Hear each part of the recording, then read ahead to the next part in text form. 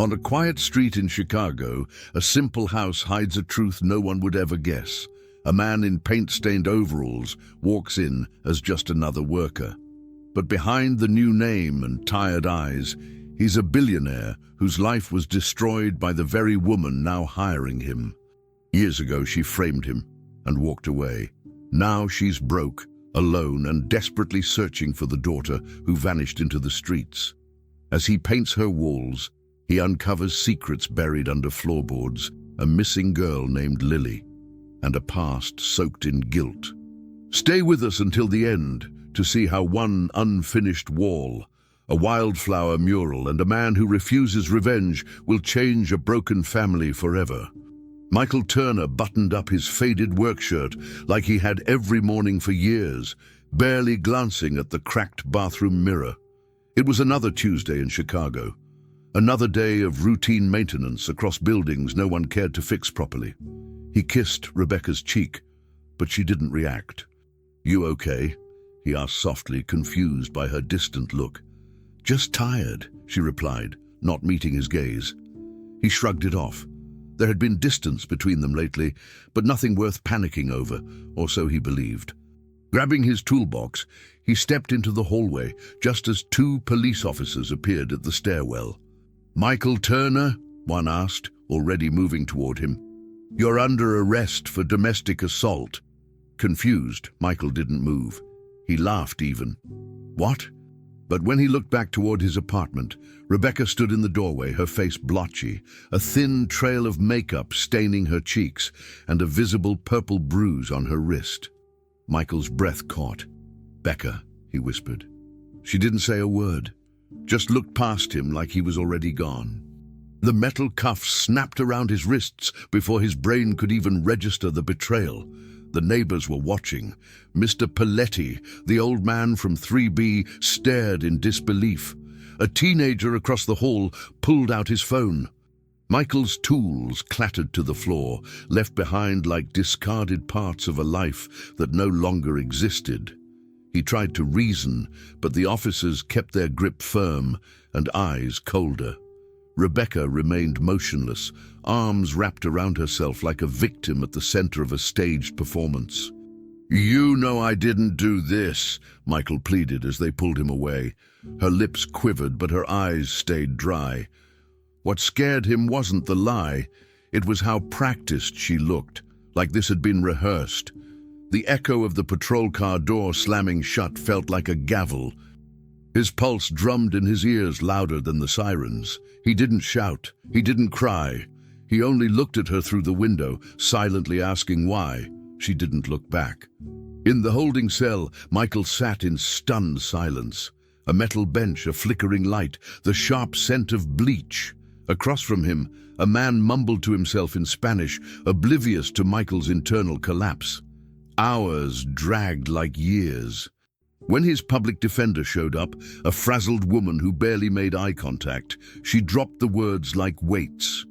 "Your wife has bruises, photos, medical report." Her neighbor heard yelling, "It's a tough case." Michael shook his head, numb. "We argued. I never touched her."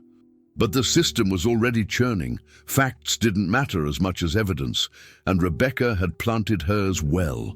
When the judge denied bail citing patterned aggression, Michael realized how far this had gone. The narrative was locked. He wasn't a man anymore. He was a headline waiting to happen. Days turned to weeks in county jail. Letters he wrote to Rebecca were returned. His brother stopped answering calls. His employer fired him. The world outside moved on like he had never existed. Inside, he watched inmates barter for scraps of dignity while he slowly unraveled. The ache wasn't in his limbs. It was in his identity. Rebecca had not just lied, she had erased him. He tried to retrace what had gone wrong. Their arguments about money, her late nights working, her growing coldness. But never in his worst imaginings did he picture her choosing this route. And what for? To be free of him. To start over with someone new. Michael couldn't shake the image of her face at the door that morning, calculated, hollow, already gone. At sentencing, He stood in shackles, wearing an oversized suit provided by the state. The prosecutor painted him as dangerous, unhinged. Rebecca sat in the front row, tissues in hand, a new man at her side. The friend she once swore was just helping her with work. The judge's words blurred. 18 months, time served. Michael heard them, but they didn't land. He had stopped existing long before the gavel fell. That courtroom wasn't a place of justice, it was a theater, and he had been cast as the villain in a script written without his knowledge. No one applauded, but the ending had been decided. When they led him out, he didn't look at Rebecca again. She had seen him for the last time as a man. By the time he was released, Michael had no desire to return to the life that was stolen. His apartment was gone, Rebecca had moved, his bank account was emptied. Friends were ghosts. His name was toxic, linked to mugshots and false crimes. On a cold morning, he sat alone on a bench by the lake, holding a duffel bag with the last remnants of Michael Turner's life, some clothes, a pocket knife, and a photo of him and Rebecca at Navy Pier, years ago, when smiles were real. He lit a match, set the photo on fire, and watched it curl into ash. That day, Michael Turner vanished, and in his place, a man named Jack Miller would quietly rise, not to reclaim power, but to never again let someone like Rebecca decide who he was allowed to be. Michael sat on the edge of his bunk during his final week in prison, staring at the concrete floor like it had answers. The irony was unbearable. While the other inmates swapped stories about missed chances and lost jobs, he sat quietly, holding the burden of a secret so large it felt almost absurd in this place. None of them knew that the man eating government-issued oatmeal beside them every morning had once sat in on billion-dollar mergers, signed NDAs with tech giants, and walked away from it all. Michael Turner, maintenance worker, disgraced husband, was also the heir to one of the largest tech fortunes in the country. His father, Henry Talbot, a Silicon Valley legend, had given him everything but peace. Michael had traded his name and inheritance years ago for freedom, for normalcy, for the life he thought he could build with Rebecca.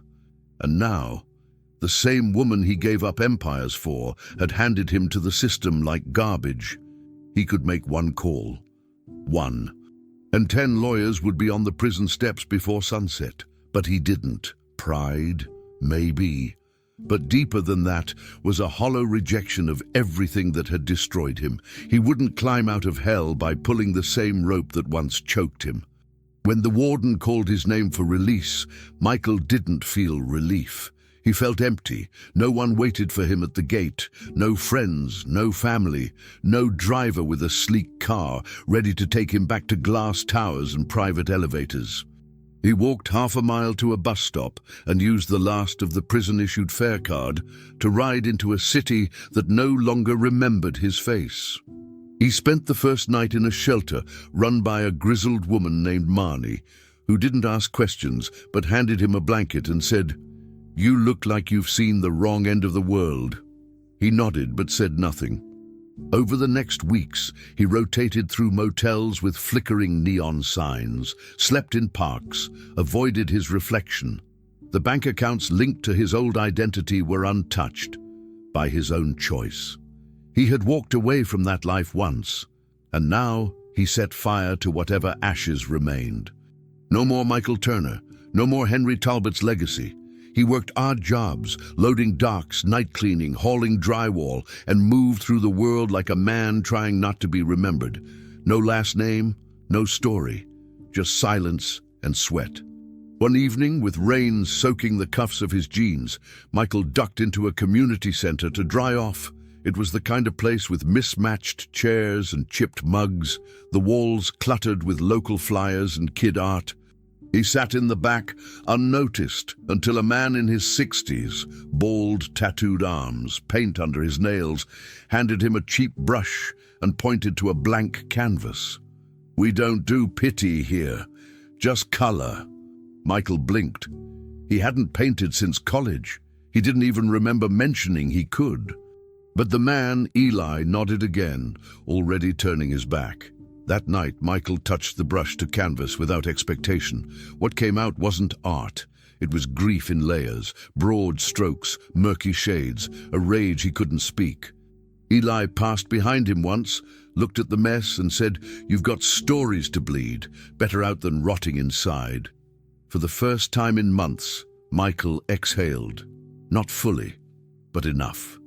Eli offered him small paid gigs, painting fences, restoring murals in broken neighborhoods, redoing scuffed gallery walls. They didn't talk about the past. Eli had seen enough wreckage in men's eyes to know when to let silence do the talking. One afternoon, as they painted over graffiti on a boarded-up laundromat, Eli tossed him a small card with a phone number and said, "You need a name, man. One that won't come up in court records or Google." Michael stared at the card, nodding slowly.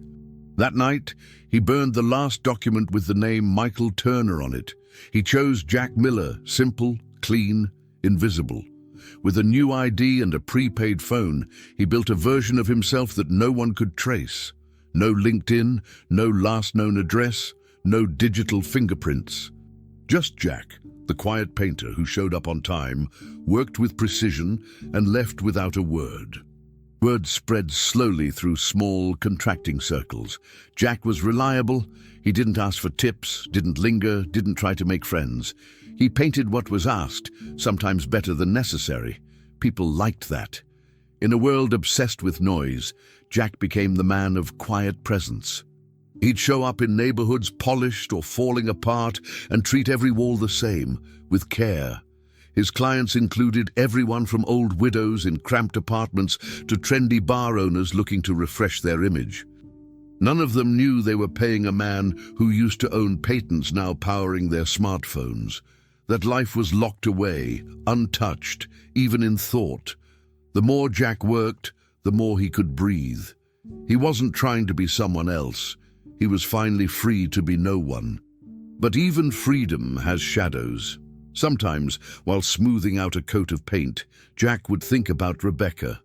Not with love, with questions. Did she feel anything? Did she believe her own lies? Did she even care where he ended up? He shook those thoughts away each time. The goal wasn't to forget, just not to drown in remembering. His hands became his therapy. Every wall he finished felt like reclaiming a fragment of himself. And so, in a dusty corner of a space filled with other broken people painting their silent truths, Jack Miller was born. He wasn't rich. He wasn't known. But for the first time in years, he was free. No empire, no revenge, just a brush, a name, and a life built from what was left after the fire. Jack Miller didn't chase clients. They found him. Through word of mouth in quiet neighborhoods and half-whispered referrals from community centers, Jack became known as the painter who listened. No website, no flashy ads. Just a quiet man in paint-stained overalls who arrived early, worked cleanly, and seemed to understand things others missed. Years had passed since Michael Turner vanished into the system, and the man now walking through front doors and studio apartments bore little resemblance to the heir he once was. Jack lived in a rented backroom of an old house, ate at the same diner every Thursday, and kept a notebook where he jotted down things clients said that had nothing to do with paint. Things like, "We only sit in this room when he's gone," or "This color always made her feel safe." Those phrases stayed with him more than color codes ever did. He had money, tucked far away in untouched accounts, but it meant nothing. What mattered was the feeling he now had at the end of each job, that he had helped someone reclaim something, even if they didn't realize it. As his quiet reputation grew, Jack hired a small crew, 3 people, all with their own ghosts. There was Luis, a single father who never missed a school recital, Dina, a former addict who had hands steady as prayer, and Marcus, barely 20, quick to laugh but quicker to hide his pain. Jack didn't ask about their pasts. He just offered steady pay, second chances, and silence where others would pry. They learned from him not just how to cut perfect corners or blend base coats, but how to read a space. People tell stories with their walls, he said once, rolling a pale blue over a dented patch of drywall. You just have to listen. One client, a woman in her 60s, had requested a full repaint of her late husband's study. Jack could tell from the way she hesitated at the doorway that she hadn't been able to step inside for years. He hated yellow, she muttered. Jack nodded. Then let's make it yours. She cried when it was finished. A soft pastel green. Not for the color, but because someone had seen her need without asking. Jack's own evenings were quieter. He no longer drank, no longer sought company or noise. Instead, he painted for himself on large discarded boards using leftover paint from jobs. What came out were not portraits or landscapes, but pieces that only made sense if you understood pain without needing words. Jagged lines, unfinished forms, sometimes just one color layered until it cracked.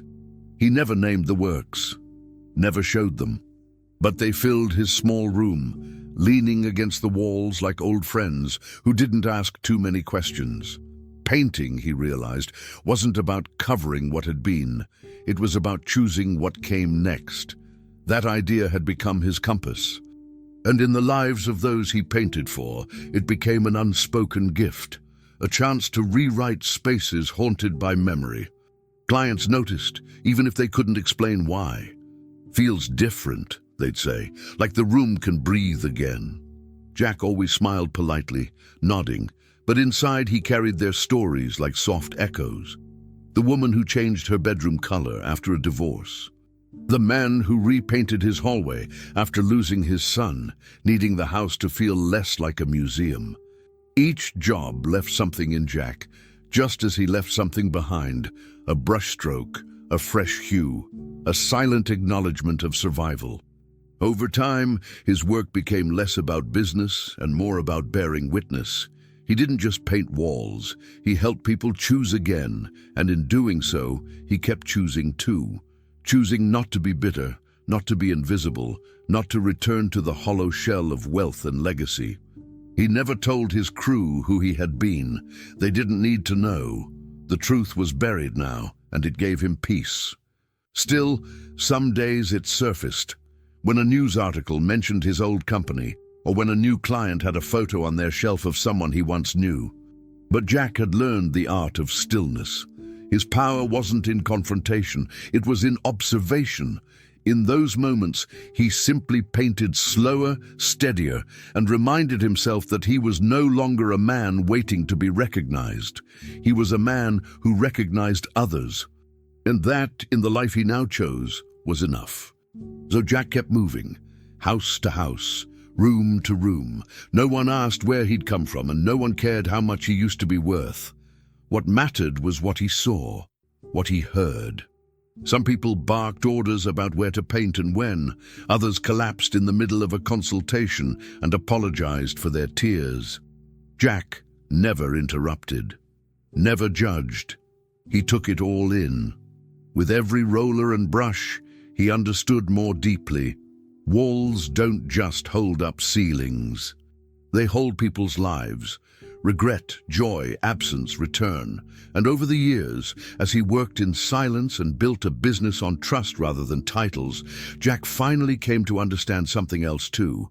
His power no longer came from what he owned. It came from what he saw. And that quietly made him whole again. The job offer came through a contractor Jack had worked with once before, a massive estate in an upscale part of town where clients rarely looked laborers in the eye and expected silence more than service. The pay was high, the timeline tight, and the address instantly unsettled him. Still, Jack accepted. He wore his usual light blue overalls, already stained from a dozen previous jobs, and arrived early, keeping his head down as he unloaded rollers, tarps, and trays from the van. He didn't even glance at the house when he first stepped inside, until she entered. Rebecca. She moved through the hallway like she owned the air, her red dress loud against the sterile luxury, shouting instructions to staff as though she were conducting an orchestra no one could hear but her. Her voice was sharper now, faster, laced with control. She walked past Jack without hesitation, without recognition, as though he were part of the wallpaper she wanted replaced. He felt the ghost of her brush past him, her perfume, her tone, the familiar way she moved. But there was nothing in her eyes, no flicker, no pause. He was no longer Michael. He was no one, and still his hand tightened around the roller. Over the next few hours, Jack moved from room to room like a shadow, his presence unnoticed. He painted with discipline, not urgency, watching more than speaking. The house was immaculate on the surface, glass banisters, polished marble, curated furniture, but there was a tension that cracked beneath the perfection. Rebecca barked at maids about watermarks on crystal and screamed at delivery workers about delays. Staff moved quickly around her, never meeting her eyes. Jack observed in silence, brushing warm beige across expensive plaster, remembering how she used to smile when no one was looking and how that smile had slowly disappeared. There was no joy in her movements now, only performance. He caught snippets of conversations, something about charity galas, investment opportunities, and a husband who was always traveling. He gathered from her tone that she liked being feared, but nothing prepared him for what happened that afternoon in the living room. He was just changing trays, prepping a wall, when the commotion began behind him. It happened so fast that Jack almost thought he'd imagined it. The small white boy couldn't have been older than 4. Curly blonde hair, pale skin, eyes wide and wet. He stood trembling near the window until Rebecca's voice rose sharply, and he darted across the room, grabbing hold of the maid's legs like he was hiding from a storm. The maid, a black woman in a navy blue uniform with a white apron, instinctively turned to shield him, her hand reaching down in a protective curl. "Let go of him!" Rebecca shrieked, her voice slicing through the space like glass. Jack's heart skipped as he turned just in time to see her lift a broom high into the air, her grip furious and unhinged. For a brief moment, it was as if the entire room inhaled, but the maid moved. One leg forward, body squared, one arm pulling the boy behind her and the other reaching up, catching the broom mid-air before it could strike. She didn't flinch. Her jaw was tight, her back straight, her eyes locked with Rebecca's in defiance. Jack stopped breathing. Time stretched in that moment. The child didn't cry. He buried his face in the maid's hip, silent and still, as if he'd learned a long time ago that noise only made things worse. Rebecca froze, not out of remorse, but out of shock. No one ever stopped her. Not like that. The maid's hand trembled only slightly around the broom handle, her expression a blend of fear and fury, protective, maternal, unapologetically firm. Jack's roller, forgotten in his hand, tipped downward, yellow paint spilling in thick drops onto the white marble floor. But he didn't move to catch it. He couldn't. In that frozen tableau, something inside him snapped into place. It wasn't rage. It wasn't grief. It was recognition. That child, small and voiceless, holding on for dear life. That maid, standing firm against power for the sake of someone who couldn't protect himself. Jack remembered, painfully and viscerally, what it felt like to be small and unseen. And he saw, for the first time, what it looked like when someone did see you, when someone stood in front of the blow. No one spoke after that. Rebecca's hand loosened on the broom. She let it drop, scoffing something under her breath as she stormed out of the room, her heels clicking with every furious step. The maid stayed still for a moment, arms still curved around the boy, breathing through her nose as though bracing for a second wave. Jack turned away, giving them privacy they didn't know they had, dipping the roller back into the tray and continuing his stroke on the wall as if nothing had happened, because that was how you survived in houses like this. You saw. You did not speak. And yet, the moment carved itself into his chest with surgical precision. He would carry it long after the paint dried. He watched the boy peek from behind her leg, eyes scanning the room for threats. Jack looked down, swallowed hard, and returned to work. He finished the job the next morning. Every line was clean, every edge precise. No one mentioned the incident. The maid didn't speak to him, and Rebecca didn't even show her face again. Jack packed up his brushes, folded the tarp, loaded the van. Before he left, he stood for a long moment in the now silent living room. The wall he had painted looked no different than any other, warm, elegant, freshly coated. But to him, it was a wall that had heard something sacred, a wall that had witnessed protection, defiance, and the cost of silence. As he stepped outside, he felt the sun on his face, but it couldn't warm the ache in his chest. He drove away without looking back, the image of the maid in navy blue and the boy wrapped around her legs, etched into his memory like a mural that would never fade. Jack said nothing, revealed nothing. But inside, something had changed, and that image burned into him like a stain that wouldn't wash out. Years had passed like slow erosion.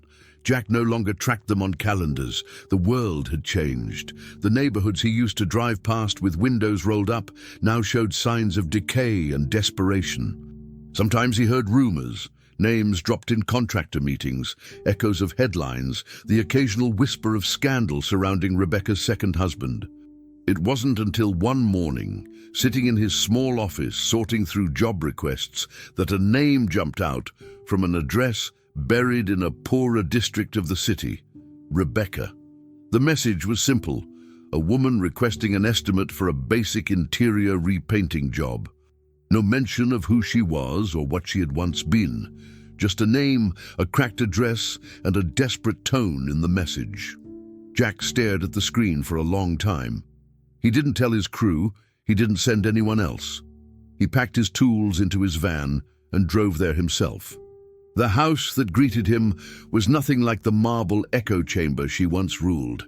It was a small, lopsided structure, its front step sagging, the paint flaking like dry skin. A pile of unopened bills leaned against the doorframe. He knocked twice. When Rebecca opened the door, he almost didn't recognize her. She wore a stretched-out grey sweater with holes in the sleeves.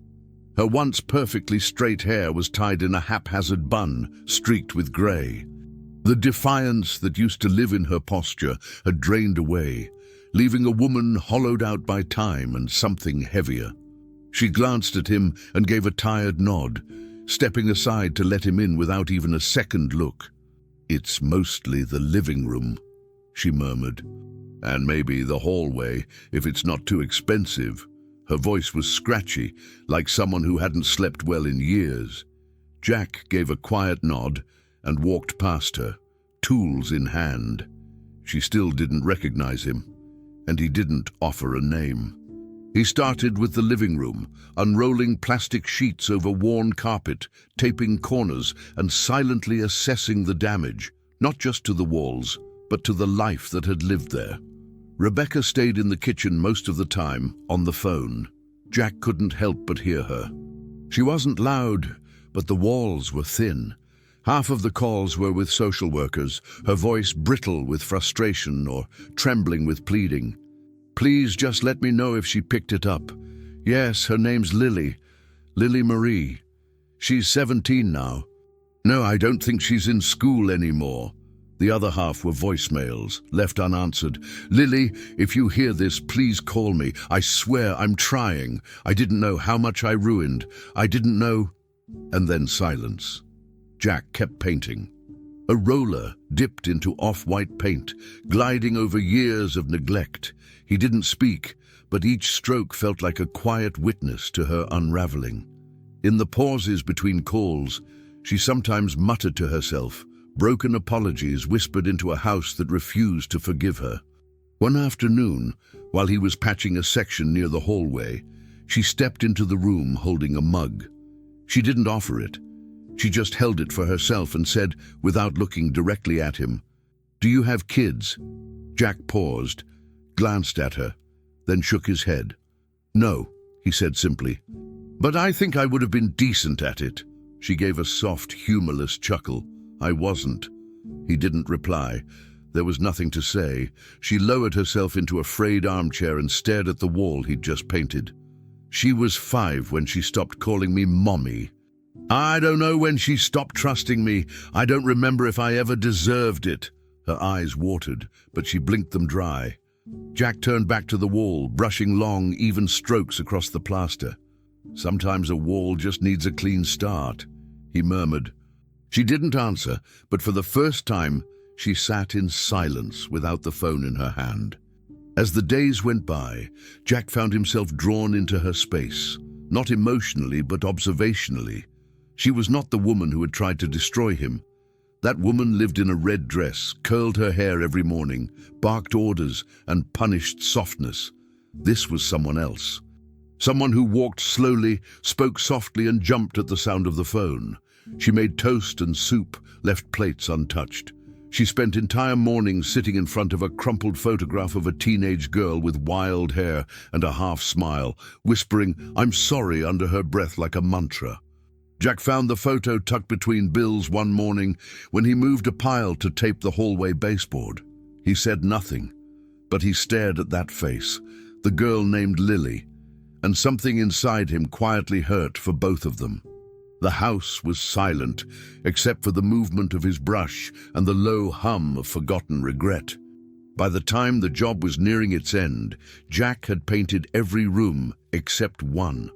The smallest bedroom, likely Lily's, remained untouched. He left it off the invoice. When Rebecca asked about it, he finally looked her in the eyes and said, "Some walls you have to paint yourself." She blinked, startled by his voice.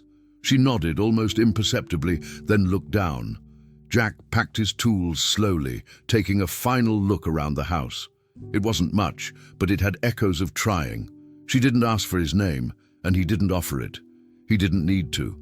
What she was living through was more honest punishment than any court could have given. As he closed the door behind him, he didn't feel triumphant, just heavy. He walked back to his van in silence, understanding now with certainty. Rebecca's prison hadn't been made of bars. It was made of time, absence, and a silence filled with everything she had done. Jack hadn't intended to do more than replace a warped plank in the small bedroom, just another small repair in a house weighed down by neglect. But the moment he pried the board loose, something soft scratched his fingertip. He paused, reached into the dark hollow beneath the wood, and pulled out a crumpled photograph that had clearly been hidden, not dropped. He opened it slowly. A teenage girl stared back at him, white, long blonde hair falling in messy layers around her shoulders, stormy blue eyes locked on the camera with a mix of defiance and fragility. She smirked, but the expression was thin, as if she had practiced toughness in the mirror and still wasn't sure how it fit.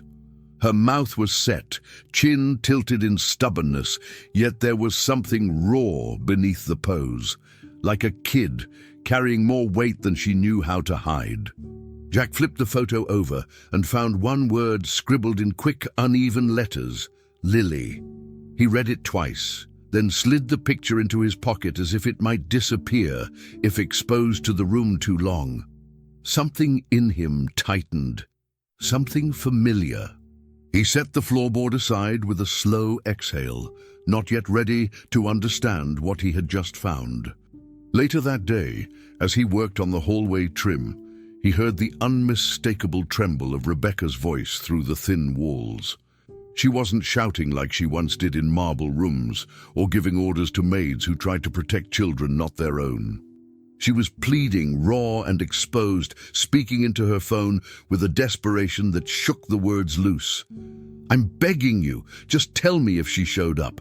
Any shelter, any school, any hospital, please. Yes, her name is Lily Marie Turner. Yes, I know she's been in and out of homes. I know she ran away. I'm not asking you to fix it. I'm just asking if she's alive." There was a pause, followed by a choked breath. Yes, I understand. Thank you."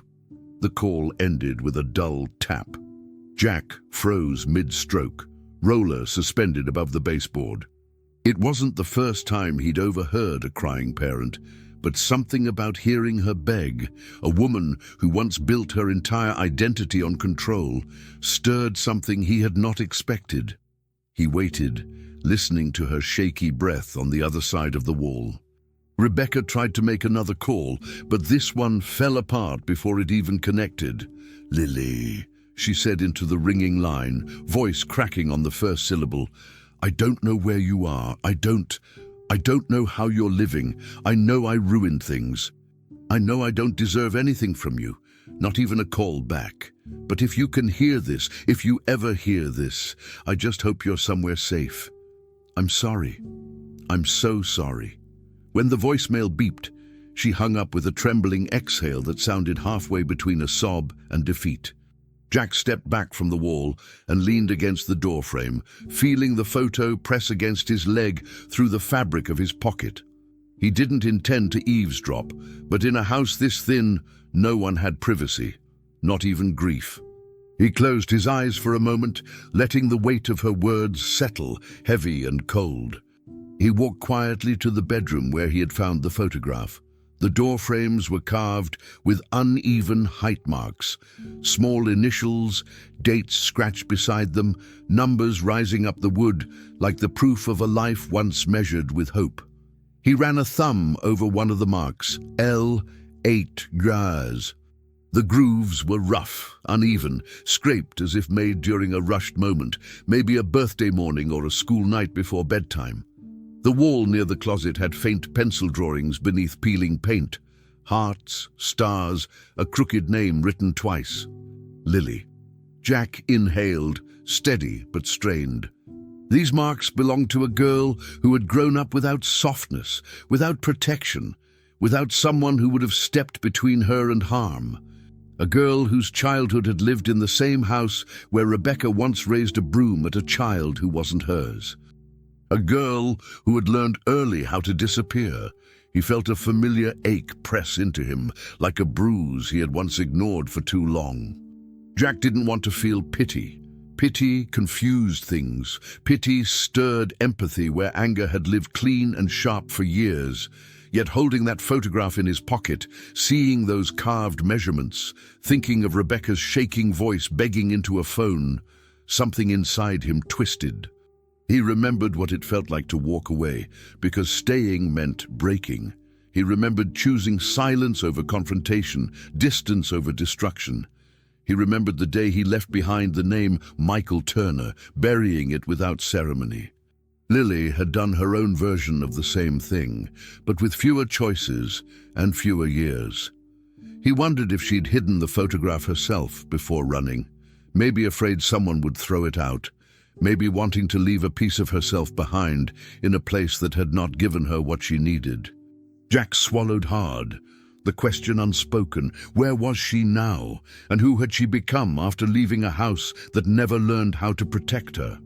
That evening, as he stood in the hallway with the light fading through the cracked windows, Jack slipped the photograph deeper into his pocket, fingers tightening around it. Not to return it yet, not to confront Rebecca with it, but simply because letting go felt wrong.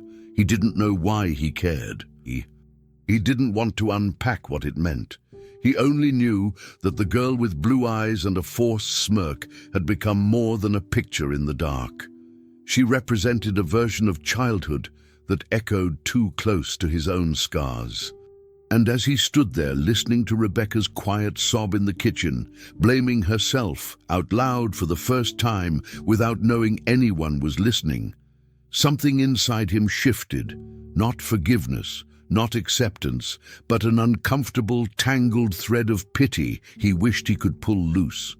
The moment ended where it had begun, Jack in the hallway, the hidden photograph burning like a memory he didn't ask for, and the realization settling heavily in his chest that Lily had grown up in the same kind of unprotected world he once knew too well. On the final day of work, Jack arrived early, as he always did, efficient, quiet, unnoticed. The job had been simple in theory, repaint the interior of a small, worn-down house for a client who could no longer afford luxury but still craved dignity in her space. Room by room, he had worked methodically, the The kitchen, faded and stained by years of neglect, had been brought back to life with a warm beige tone. The hallway had required patching more than painting. And the bedrooms, once bearing the remnants of adolescent drawings and forgotten memories, now stood clean and empty, their scars covered in quiet layers of color. But when he reached the living room, Jack stopped short. There, framed perfectly between the corners of the wall, was a large square left bare, its surface bright white, glaring against the surrounding freshly painted taupe. He had primed it, prepared it, but made no move to finish it.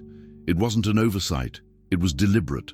He packed up his tools in silence, leaving everything else in place, but refusing to lift the roller one more time. Rebecca appeared as he was zipping his bag.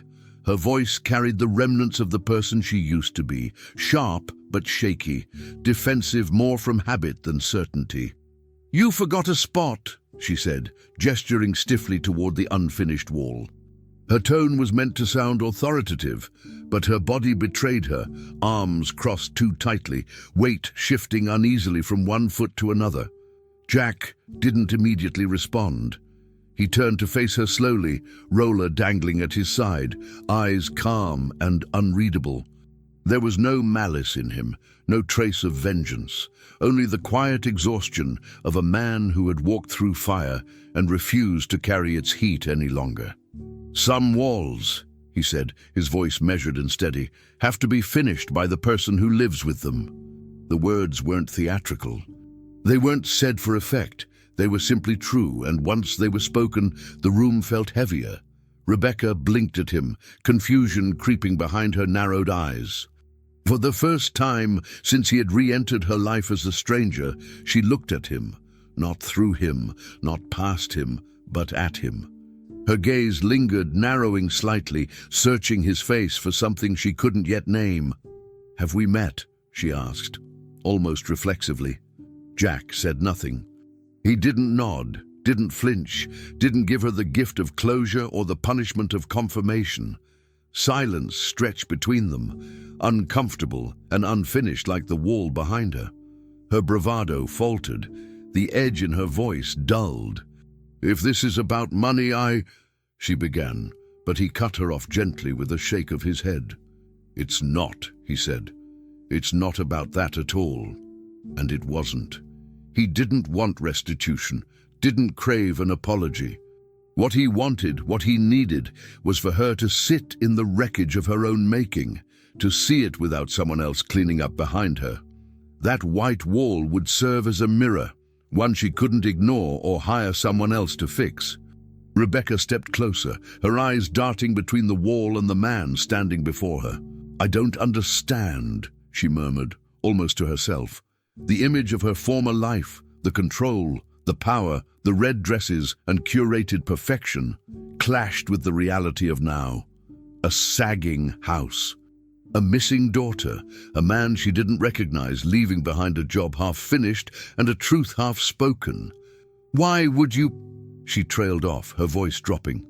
Jack didn't answer. He didn't need to. Some things couldn't be explained in words, and some debts could never be paid in full. He handed her the roller and the tray with slow, deliberate care. She took them without resistance, her fingers brushing his for a split second, a moment so brief and cold it might as well have never happened. Her hand trembled as she looked at the tool. It weighed more than it should have. Jack walked toward the door, his steps steady, but something behind his eyes flickered, a trace of the man he had once been, long before Jack Miller ever existed. As he crossed the threshold, he didn't look back. He didn't need to. The image was already burned into him, Rebecca standing before the unfinished wall, holding a roller she didn't know how to use. He knew that scene would haunt her, not because of the paint, but because it demanded something she had never learned: ownership. Not of a house or a lifestyle, but of consequences. And this time, there was no one to blame, no one to lie to, and no one to fix it for her. She would either pick up the roller, or she wouldn't.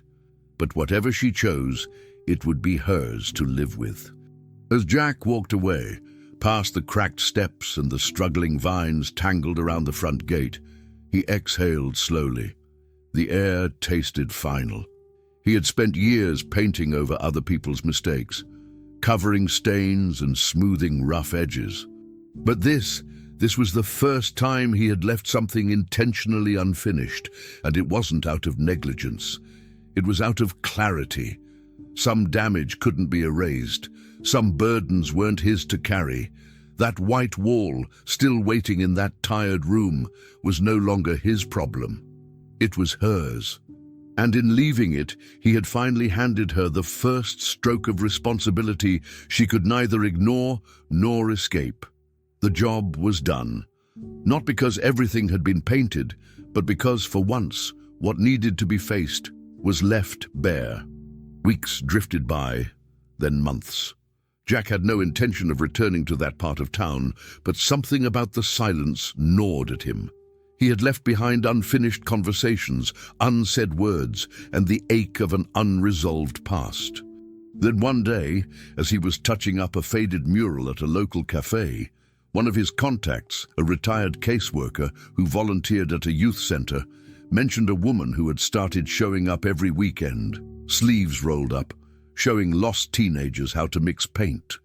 "She doesn't talk much," the woman said, "but she listens, the kind of listening that makes kids talk." Jack felt a strange twist in his stomach when the name came up. Rebecca. The same Rebecca who once barked orders in pearls and wielded threats like weapons, was now wiping spilled paint off sneakers and nodding along to stories from kids who had nothing left but their voices. He didn't know if it was redemption or guilt or both, but it didn't matter. What mattered was that something inside her had shifted, and for the first time, the change didn't involve taking. It involved giving. Still, Jack didn't approach. He told himself it wasn't his place, that he'd already done more than enough by not revealing who he was. But late one evening, just as the sun had dipped behind the rooftops and the city began settling into its nighttime rhythm, Jack found himself parked outside her house. He stayed in the car, engine idling, eyes fixed on the side of the building where the unfinished wall had once glared back at him. It wasn't white anymore. Instead, bright, clumsy wildflowers stretched across it, lavender, sunflowers, poppies, all uneven, all imperfect, but unmistakably alive. It wasn't a professional mural, not even close, but each brushstroke radiated stubborn care, like a child trying to draw hope with shaky hands. He stared at it for a long time. Then, without stepping onto the porch, he scribbled a note on the back of an old receipt, folded it twice, and walked to the mailbox. He slipped it in silently and walked away. No signature, no pressure. Just 6 words scratched in firm handwriting.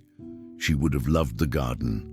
In a different corner of the city, Lily moved from shelter to shelter, chasing rumors more than dreams. Her life was a series of wet shoes, locked doors, and sleeping with one eye open. But one day, during a smoke break behind a community center, a girl with half-dyed hair mentioned something that stuck. "There's this woman over on Edison Street," she said. "Paints on her walls, wildflowers like everywhere. She gives out soup and lets you sit if you're not loud." Lily stiffened. The girl continued, "Says she's looking for someone, doesn't say who." The words itched at something inside Lily, something raw and bruised. She didn't speak. She just memorized the address. That night, in the rain, she walked. Her coat soaked through in minutes, her sneakers squelching with every step. The street was quieter than she remembered, but when she saw the wildflower mural glowing faintly under the porch light, her breath caught. It was real. The wall was real. Her mother was real. Rebecca hadn't heard the knock. She was in the kitchen stirring soup, her hands trembling just slightly.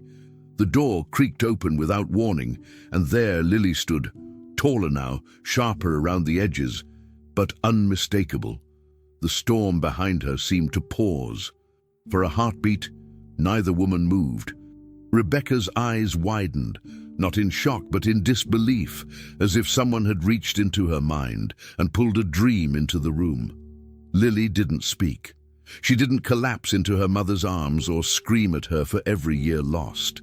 She just stood there, soaked, shaking, waiting. Rebecca stepped forward, slow, unsure, then gently opened the door wider. There was no apology ready, no perfect line to say, but the door was open, and that meant more than anything. Lily stepped inside, her body tense like an animal, unsure if it was walking into shelter or a trap. But instead of harsh lights or shouted questions, there was warmth. Not comfort exactly, but a tentative, shaky warmth. The house smelled of broth and garlic, not stale wine or disinfectant. On the living room wall, just above the old couch, the mural stretched past the edges of the frame, wildflowers reaching for ceiling corners they would never quite touch. Rebecca didn't say, "You came back."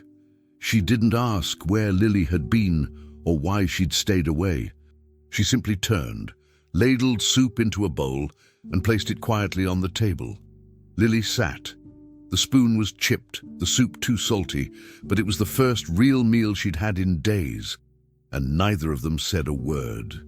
That night, in a house once filled with shouting, there was only the sound of breathing and metal on porcelain. The mural loomed over them, not as art, but as offering. Jack's note, still unread in the mailbox, would remain there a while longer, but its truth already lived inside the house. As the storm tapped faintly on the windows and Lily pulled the blanket tighter around her shoulders, Rebecca sat across from her, fingers wrapped around a mug of tea gone cold. Nothing had been fixed, nothing was healed, but the door had not closed. The soup had been served. And the wall outside bloomed with the kind of wildflowers that grow only when everything else has been broken first. The story doesn't end with thunder, sirens, or headlines. It ends quietly, as many of life's most important moments do, with a man standing alone across the street. Jack Miller, once Michael Turner, once a billionaire, once a husband, always a man with unfinished wounds, stood with his hands tucked deep into his pockets, his eyes fixed on the house he had painted, not with ambition, but with forgiveness. From where he stood, just beyond the cracked sidewalk and uneven curb, he could see through the window of that modest little house. Inside, the light was soft and yellow, the kind that made everything feel a little less broken. Rebecca sat on the worn couch, a bowl of soup in her lap, her hair pulled back carelessly. Beside her was Lily, knees drawn up, hoodie sleeves too long, her posture guarded but present. They weren't talking, not exactly. They were figuring out how to share silence again. Then something happened, a laugh. Cracked, short, unsure, but it was laughter. Lily's mouth twitched. Rebecca's shoulders relaxed. Jack exhaled slowly. He didn't smile, not fully. But something inside him let go. It wasn't just witnessing a reunion. This wasn't a moment built on forgiveness or dramatic reconciliation. It was something harder. Something earned, the quiet resilience of people trying again after failing each other. Jack felt no urge to knock on the door. He had spent years chasing justice, only to realize that justice doesn't always mean confrontation or public reckoning. Sometimes it means standing outside and letting others heal without the weight of your presence. Across the street, under the glow of that window, a wildflower mural wrapped around the living room like a hug they didn't know how to give with arms. Rebecca hadn't painted those petals perfectly.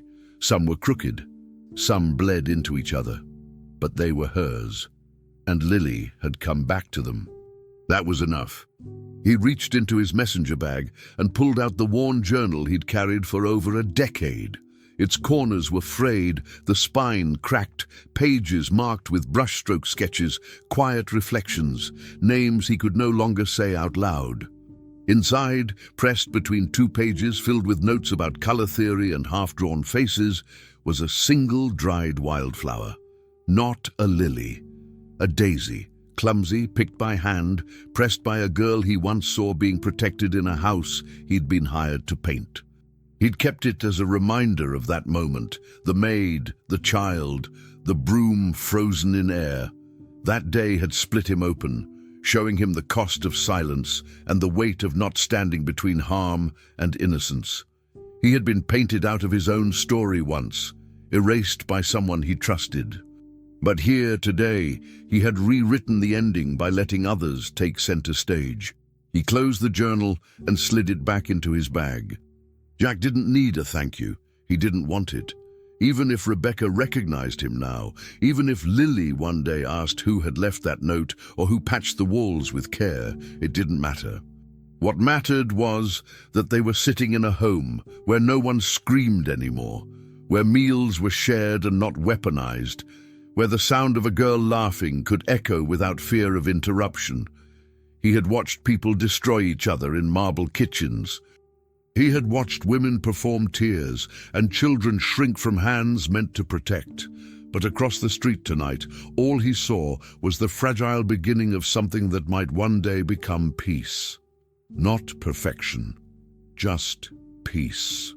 As he turned away, his footsteps slow but certain, he felt the absence of weight, the kind of weight that clung for years: anger, betrayal, guilt, the ache of not being believed.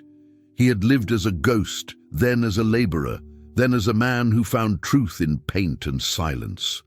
He had refused the easy path of revenge and the hollow victory of exposure.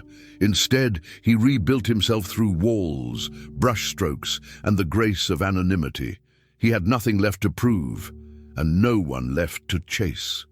His past had burned down, but from its wreckage had bloomed something he hadn't expected: clarity. He had learned that not all legacies are etched in wealth or justice, but in the way we choose not to harm when we have the power to. Jack didn't stop walking. He didn't look back. Behind him, the house remained still. Inside, a mother stirred a second bowl of soup. A daughter finally let herself lean into the warmth of the couch, her eyes fluttering shut not from exhaustion, but safety. The mural on the wall glowed faintly in the low light, wildflowers stretching upward like hands, reaching for something better. He had painted most of them, but the last corner had been filled by someone else. Maybe Rebecca, maybe Lily, maybe both. It no longer mattered. What mattered was that the wall was whole. As Jack disappeared down the street, a man without fortune, title, or family, he carried something no one could take: the quiet, undefeated knowledge that he had broken a cycle without ever raising his voice or demanding his place. And inside the little house he left behind, love, tentative, trembling but real, had finally decided to stay. We hope this story spoke to your heart the same way it spoke to ours while we were creating it. Every video we share here is prepared with a lot of care, time, and attention, always thinking of you who are on the other side of the screen. If this journey touched you, we kindly invite you to subscribe to our channel. Your support helps us keep bringing more emotional stories like this, made especially for you. We would also love to hear from you in the comments. What lesson did this story leave you with? Take a moment to share your thoughts, and if you can, explore our other videos too. Thank you for spending this time with us. It truly means a lot.